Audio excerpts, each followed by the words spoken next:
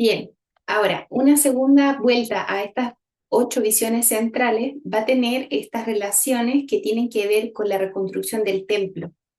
Entonces, dice así, por ejemplo, en la visión número 1, los caballos de colores que están dando las buenas noticias de que todo está en paz, representan que el plan de Dios se cumplirá a través de la reconstrucción del templo. Entonces, allí pueden ver los israelitas de ese tiempo que eso era algo central para ellos y para el plan futuro del Señor. Por ejemplo, el versículo 14, Dios dice, amo mucho mi templo. En el 16, reconstruiré mi templo. Y en el 17, mostraré amor por mi templo. Entonces ahí vemos la centralidad, lo importante que era para el Señor ese lugar reconstruido. En la visión número 2 podemos ver lo siguiente, que estos cuernos guerreros eh, daban esta luz en cuanto a cómo se iba a iniciar la preparación del sitio de la reconstrucción. Es decir, que todas las naciones, tanto los asirios como los babilonios y los persas, se iban a dar cuenta de la importancia de este templo en particular del Dios de los israelitas, porque ese era el Dios verdadero. Las otras naciones tenían sus templos, pero eran paganos, eran con ídolos falsos. Y ya vamos a ver algo más. La visión 3 hay un hombre que está midiendo Jerusalén y entonces aquí se puede ver que continúa la preparación de la reconstrucción del templo porque iban a reconstruir la ciudad.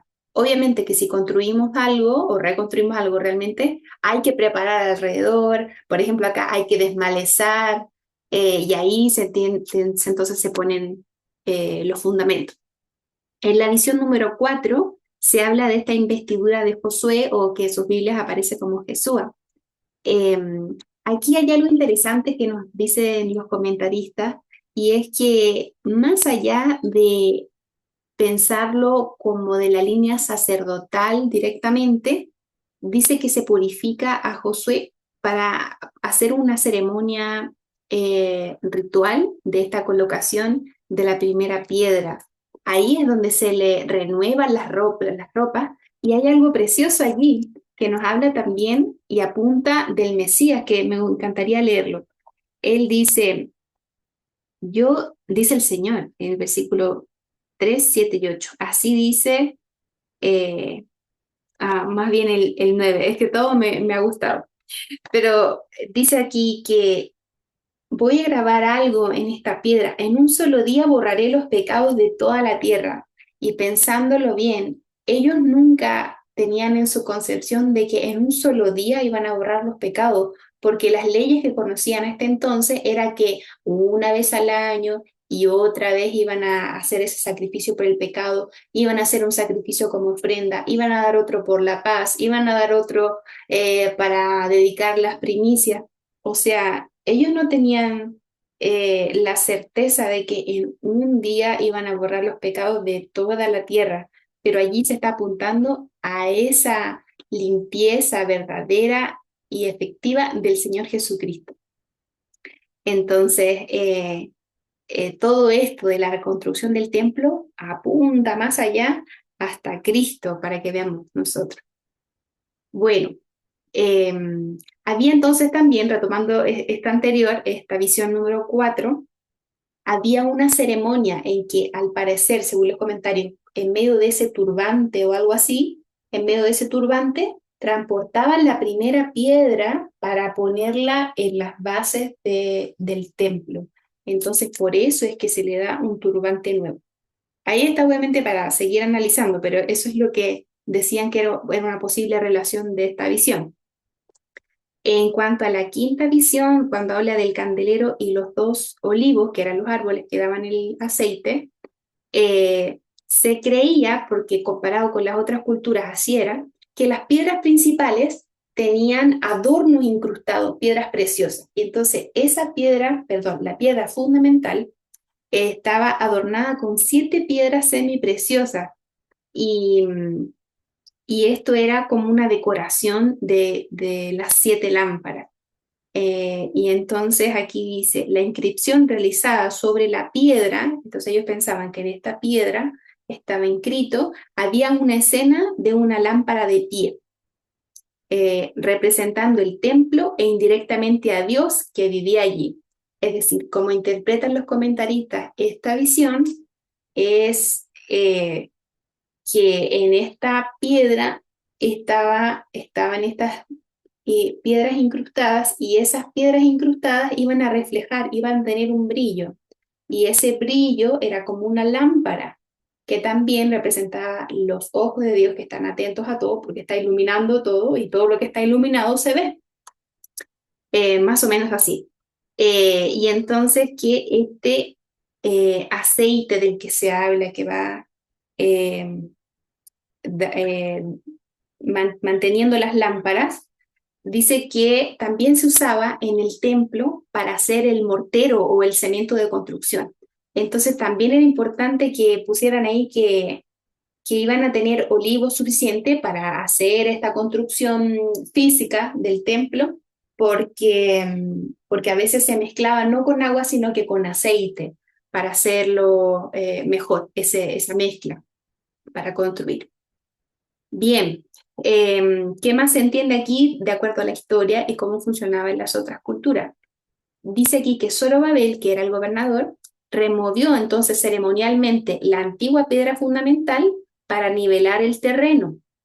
Y por eso es que también se medían bien todas las cosas, para que todo estuviera bien cuadrado, verticalmente y horizontalmente.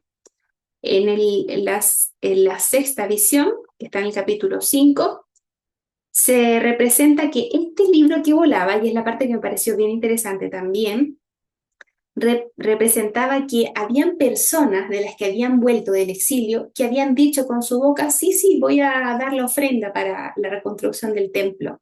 Pero luego, al momento que les dijeron, bueno, ya llegó el día, ya estamos construyendo, vamos a conseguir los materiales, y dijeron, no, no, y ya no, algo pasó, pero la cosa es que se volvieron de estos dos tipos de pecadores, mentirosos y ladrones. Ahora, ¿por qué se entendería así? Porque están diciendo algo que es falso cuando antes hicieron una promesa diciendo que iban a dar la ofrenda para el templo. ¿Y por qué serían especialmente ladrones? Como había amonestado el profeta Malaquías cuando había dicho, ustedes me han robado, hablando el Señor al pueblo, y el pueblo le preguntaba, ¿en qué te hemos robado? Cuando no me han dado las ofrendas y los diezmos. Entonces, aquí se puede entender que había gente que había guardado lo que había comprometido para financiar la construcción. Entonces, otra vez Zacarías hace un ánimo a través de esta visión de que pónganse las pilas, si dijeron que iban a dar su ofrenda y su diezmo, no sigan siendo ladrones y mentirosos, porque el Señor les va a dar una maldición. Y esto es muy importante, que en esta visión dice que el rollo vuela y se mueve y se mete a las casas. Em, entonces se entiende que esta consecuencia es justa porque no están dando lo que habían dicho a la casa del Señor, entonces en su propia casa va a venir un castigo. Wow, ¿verdad? Pero así es como lo dijo el Señor. En cuanto a la séptima visión, la relación es que, como les decía, esta canasta es de 20 litros. ¿Y qué mujer verdadera, digamos, de carne y hueso, entra en 20 litros? Nadie, ¿verdad? A menos que sea un bebé, una bebé mujer. Pero no, lo que probablemente apunta aquí es que existían estatuillas de ídolos que entraban y se metían en unas cajas. Acá lo encontré como un depósito fundacional. Estos depósitos fundacionales se ponían como una dedicación de un templo pagano a un dios falso. Entonces se ponían debajo de una puerta, por ejemplo. Entonces lo que se interpreta por acá en cuanto a la construcción del templo es que al parecer había entre las ruinas un ídolo pagano eh, metido ahí. Entonces era necesario en la reconstrucción limpiar todo eso y mandar los ídolos a donde corresponde, que era a Babilonia. Así entonces se puede interpretar esta visión. A mí me pareció increíble porque realmente hay muchas cosas que pudieron haber sucedido ahí en ese tiempo de que estuvieron destruidos y ya vamos a ver un poco más de otro de los pecados en la octava visión. Aquí dice en cuanto, bueno, después de la octava visión, pero bueno, en cuanto a los carros de guerra, que eran jinetes también que estaban allí. Perdón, aquí estos jinetes estaban en... Sí, claro, estos jinetes ahora llevaban carros, pero en la primera visión iban sin carro.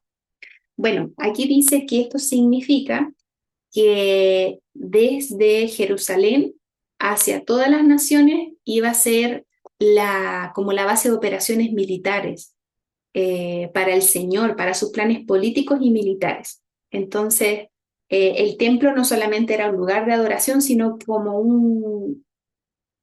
una base, como un fuerte de donde iba a él dirigir toda la política mundial. Y eso también es así en nuestro tiempo.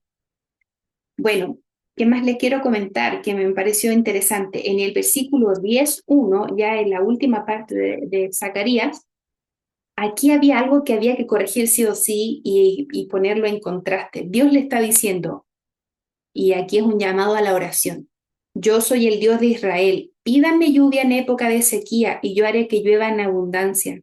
Yo soy quien forma las tormentas y quien hace que los campos produzcan. Acá encontré que durante el tiempo en que el templo estuvo destruido y ellos estaban probablemente como contagiados de la falsa religión de los babilonios, ellos habían llegado a atribuir a Baal, al dios pagano Baal, la productividad de sus campos. Entonces Dios le está haciendo otra vez un llamado.